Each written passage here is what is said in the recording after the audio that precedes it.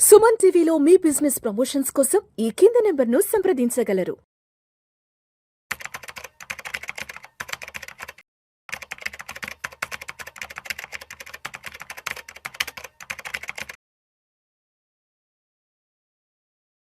నమస్తే రేవంత్. నమస్తే sir. Revanth, welcome to Vishnu Talks and welcome to Suman TV. Thank you. Yes Revanth, గత 2-3 రోజులుగా అమెరికా, ఇజ్రాయెల్ సంయుక్తంగా ఇరాన్ మీద ఏ రేంజ్ లో దాడులు చేస్తున్నాయో మనం అందరం ప్రత్యక్షంగా చూస్తున్నాం. అయితే అమెరికా, ఇజ్రాయిల్ కనుక ఇరాన్ మీద దాడుల్ని ఆపకపోతే దానికి ప్రతీకారంగా ఇరాన్ ఒక ప్రకటన చేసింది. హార్మోజ్ జల మార్గాన్ని, హార్మోజ్ జల సంధిని మేము ఆపేస్తాము. సో తద్వారా ఆపడం ద్వారా ప్రపంచంలో ఏదైతే ఉందో ప్రపంచ దేశాలకు ఎగుమతి అయ్యే చమురు రవాణా ఆగిపోతుందంటూ కూడా ఇరాన్ వార్నింగ్ ఇస్తుంది. ఏంటి అసలు ఈ హార్మోన్ జలమార్గం యొక్క ఇంపార్టెన్స్ ఏంటి, అండ్ ఏ ఏ దేశాలకు ఈ జలమార్గం ద్వారా ఎంతెంత చమురు రవాణా జరుగుతుంది అసలు యావత్ ప్రపంచానికి? So basic 20% of the crude oil supply అంతా కూడా మనకి స్ట్రెయిట్ ఆఫ్ హార్మోజ్ దగ్గర నుంచే వెళ్తూ ఉంటుంది. ఇప్పుడు పర్టికులర్గా చైనా అండ్ ఇండియా ఇవన్నీ కూడా డెఫినెట్గా ఎక్కువగా ఇంపాక్ట్ అయ్యే అవకాశాలు ఉంటాయి. రీసెంట్గా మనకి రష్యా తోటి క్రూడ్ ఆయిల్ డీల్ క్యాన్సిల్ చేసుకోమని, అది పూర్తిగా ఆపేయమను ఏదైతే మనకు అది నేపథ్యం జరుగుతుందో అది కొంత మనకి ఇంపాక్ట్ చేసే అవకాశం ఉంది. బికాస్ మనకి దాదాపు 40% of the crude oil imports అన్ని కూడా మనకి ఆ ప్యాసేజ్ నుంచే రావాలి.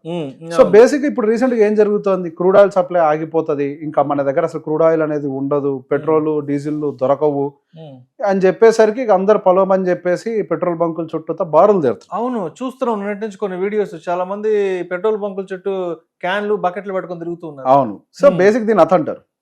ఫస్ట్ మనం కొన్ని లెక్కలను అర్థం చేసుకునే ప్రయత్నం చేద్దాం.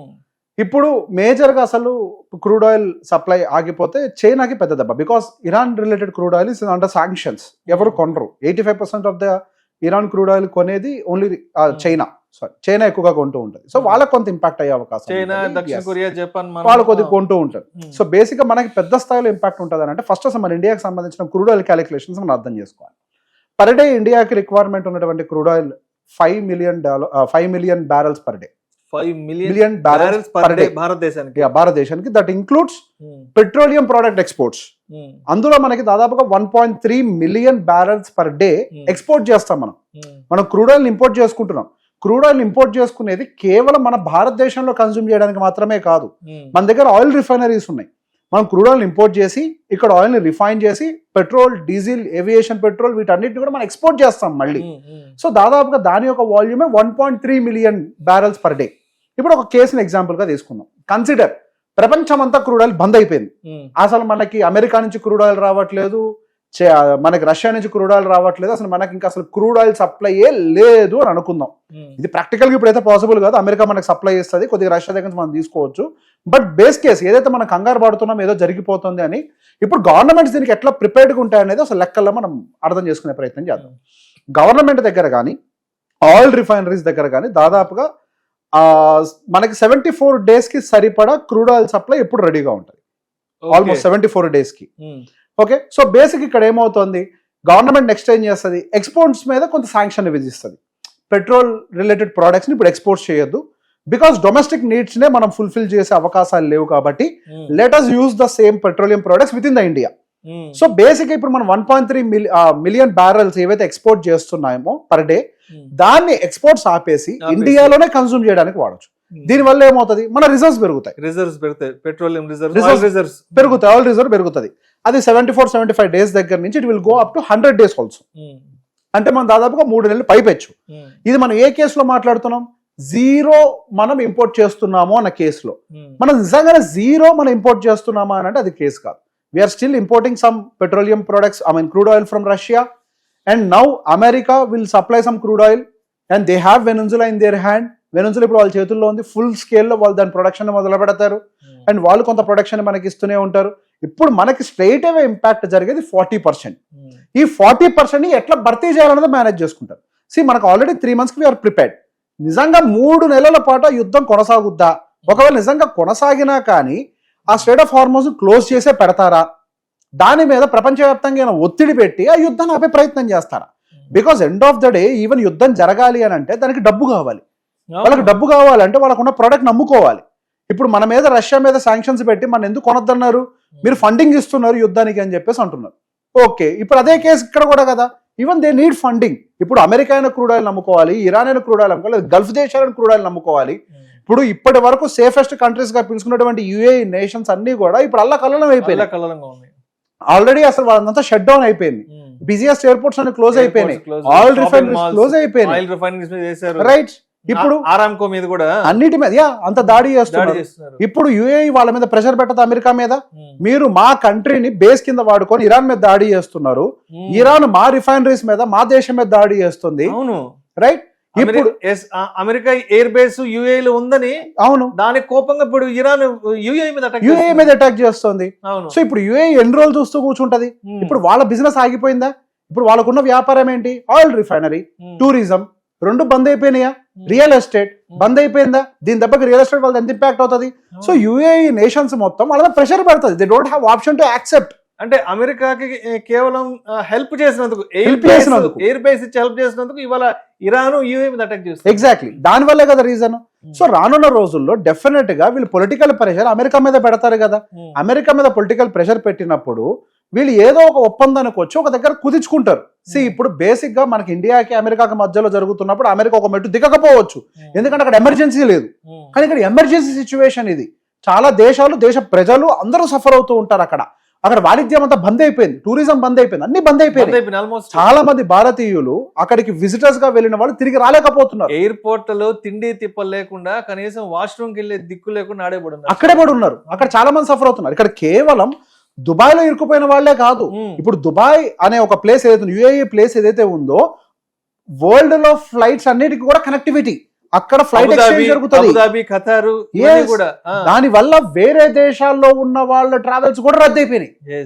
సో ప్రపంచ వ్యాప్తంగా కేవలం ఒక క్రూడ్ ఆయిల్ కాదు, ఎంటైర్ ట్రాన్స్పోర్ట్ సిస్టమే డిస్టర్బ్ అయిపోయింది యుఏఈ డిస్టర్బ్ చేయడం వల్ల. UAE such a strategical place which controls everything. ప్రపంచంలో ఏ దేశానికి విమానం వెళ్ళాలన్నా, లేదంటే బయట దేశాల నుంచి భారతదేశానికి విమానం రావాలన్నా యుఏఈలో కనెక్టివిటీ, ఒక stopping. Exactly, UAE is a connectivity. ఇప్పుడు ఓవరాల్ కనెక్టివిటీ డిస్టర్బ్ అయిపోయింది.